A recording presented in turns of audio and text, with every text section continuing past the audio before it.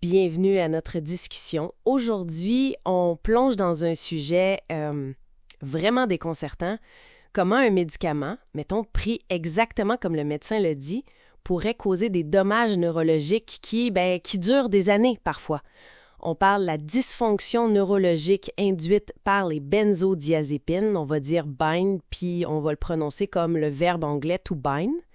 C'est un phénomène qui est maintenant reconnu, oui, mais qui soulève des questions assez troublantes sur la sécurité des médicaments.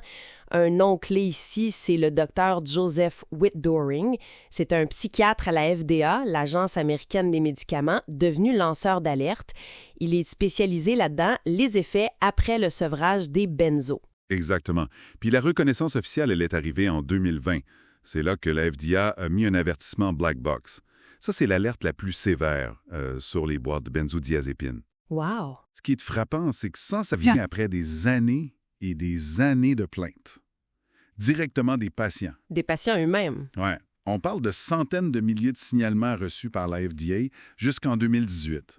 Même si, l'étude pour l'avertissement s'est concentrée sur une centaine de cas très bien documentés, c'est difficile à croire. Mais le processus normal de la FDA pour ajouter un avertissement de ce type, c'est hyper lent. Le fait que ce soit la pression des témoignages des patients qui décrivaient des effets dévastateurs, persistants, qui est mené à ça, c'est quand même assez remarquable. Ça montre vraiment le poids de l'expérience vécue, là. C'est là que ça devient, comme vous dites, contre-intuitif. Imaginez qu'on vous prescrive un traitement qui risque d'abîmer votre cerveau, qui prendra possiblement des années à s'en remettre. Une blessure neurologique causée par un médicament prescrit. Pouvez-vous nous expliquer plus en détail c'est quoi le BIND, d'après les travaux du Dr Whitdoring et d'autres? Absolument. Le point crucial que les chercheurs soulignent, c'est que le BIND, c'est pas juste un syndrome de sevrage qui passe en quelques semaines. Non, c'est vu comme une blessure neurologique. Une blessure, carrément. Oui. Les symptômes peuvent durer des mois, des années même, bien après l'arrêt complet du médicament. Puis, fait important, reprendre le médicament, ça n'aide pas nécessairement pour ces symptômes-là. Ah, OK. On voit souvent le BIND après un arrêt trop sec, un cold turkey ou un sevrage fait trop vite. Ça suggère que le choc même du sevrage trop sévère pourrait endommager le système nerveux central. Et les symptômes, ça ressemble à quoi concrètement? Ils sont variés puis souvent très, très invalidants. Ça peut inclure une anxiété vraiment intense, nouvelle, différente de celle d'avant. Une agitation motrice et interne insupportable qu'on appelle l'acathysie. L'acathysie, oui. Des troubles cognitifs aussi, comme des problèmes de mémoire, de concentration ou l'impression d'avoir le cerveau dans le brouillard, là. Il y a aussi la dissociation, cette drôle de sensation d'être déconnecté de soi ou de la réalité. Puis des douleurs neuropathiques. Neuropathiques. Ouais, liées aux nerfs. Engourdissement, picotement, des sensations de brûlure ou de choc électrique. Certains décrivent même des vibrations internes, des acouphènes qui lâchent pas, puis une grosse sensibilité à la lumière et au son. C'est lourd. Ce que vous décrivez là, ça semble effectivement contre-intuitif, voire impensable. Ce portrait est vraiment troublant. Puis cette inquiétude, elle n'est pas juste aux États-Unis. Ici au Québec, on a des échos similaires, notamment du docteur David Lucier, un gériatre connu, qui est maintenant sur le CA de Santé Québec. Oui, le docteur Lucier, il y a eu des mots très forts, rapportés par Radio-Canada, entre autres.